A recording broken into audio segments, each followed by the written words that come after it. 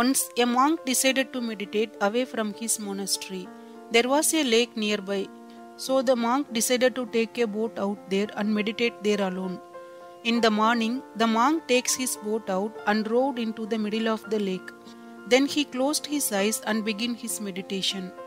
After a few hours of undisturbed silence, he suddenly felt the bump of another boat colliding with his own.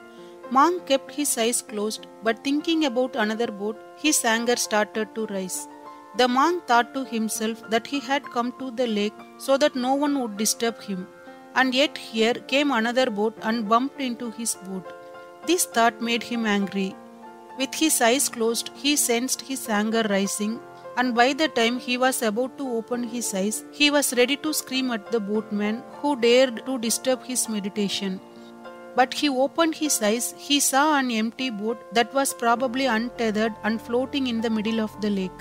At that moment, the monk understood that the anger was within him and that it merely needed the bump of an external object to provoke it out of him.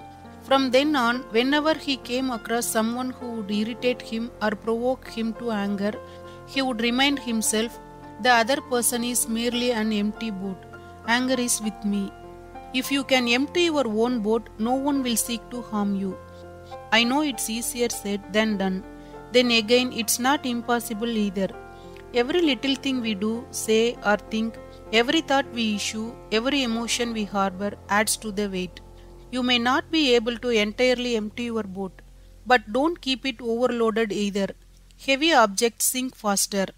Thank you for watching. Stay happy and stay blessed.